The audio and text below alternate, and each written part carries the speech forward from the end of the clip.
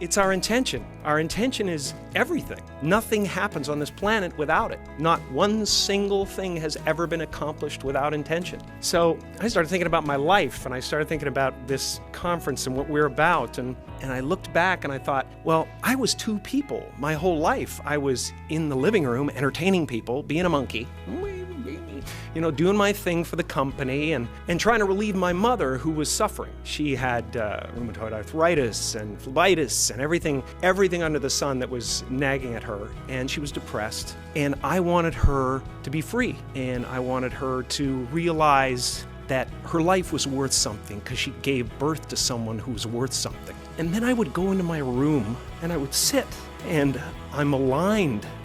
My purpose is aligned with this. So I felt incredibly lucky. I lose sight of that all the time. I get caught up in different concerns and ego concerns, but I'm so lucky to be a part of this community and to do something that is of value. Life doesn't happen to you, it happens for you. How do I know this? I don't, but I'm making sound, and that's the important thing. I'm here to plant a seed today, a seed that will inspire you to move forward in life with enthusiastic hearts and a clear sense of wholeness. The question is, will that seed have a chance to take root? Sometimes I think that's the only thing that's important, really, is just letting each other know we're here, reminding each other that we're part of a larger self. I used to think Jim Carrey is all that I was, just a flickering light, a dancing shadow, the great nothing masquerading as something you can name, seeking shelter in caves and foxholes dug out hastily, an archer searching for his target in the mirror, wounded only by my own arrows, begging to be enslaved,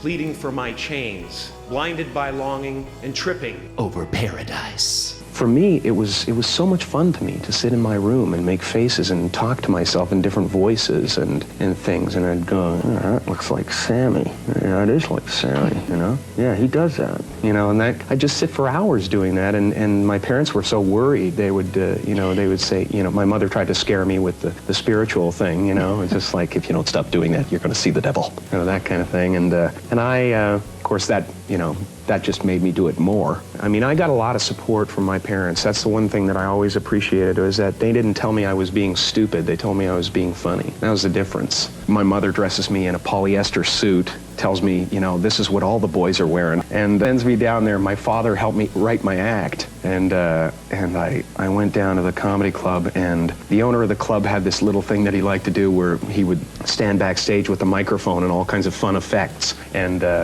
heckle new comedians. And so when I got up there, it was just horrendous. He was like backstage going, totally boring, totally boring, totally boring. They were playing, excerpts from Jesus Christ Superstar, like, crucify him, crucify him, crucify him, that kind of thing. So, when you go through a few of those experiences, you kind of develop a thick skin when it comes to being ridiculed or whatever.